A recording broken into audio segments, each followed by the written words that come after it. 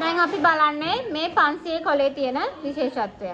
නීල පරමයාලු ගිරවා දැක ලෝක වෙළඳ බැංකුව තිලකය ලක තෙල් මෙවාදන බෙරයක් ගෙන යත ලාදම් පාටයි දැක 500ක 500 කොලේ ලාදම් පාටක් තියෙන. දම් වර්ණයක් තමයි මේ 500 කොලේ තියෙන්නේ.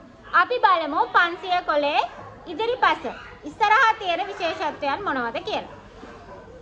500 කොලේ ඉස්සරහාම තියෙනවා කොළඹ නගරයේ පිහිටි ලෝක වෙළඳ මධ්‍යස්ථානය. ලෝක වෙළඳ මධ්‍යස්ථානය. ඊළඟට ලංකා බැංකු මූලස්ථානයේ තියෙනවා. ලංකා බැංකු මූලස්ථානයේ තියෙනවා. ඊළඟට මහනුවර ලංකා තිලක විහාරය. ඊළඟට ලංකාවේ අලුගිර වගේ රූපයක්. මේ ඉන්නේ අලුගිරව. අලුගිර වගේ රූපයක් තියෙනවා. ඊළඟට කොළ නීලපරමයා. කොළ නීලපරමයා නැමැති සමනලයාගේ රූපයක් තියෙනවා. බලන්න එහා පැත්ත. පිටුපස 500 පිටුපස පහතරට දෙවොල් මඩු නැටුම් සම්ප්‍රදායේ තෙල්මි නැටුම යෙදෙන ශිල්පියෙක් ඉන්නවා.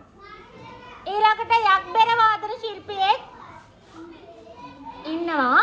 ඊළඟට මුරගලයි ලියවැල් දෙකකුයි තියෙනවා.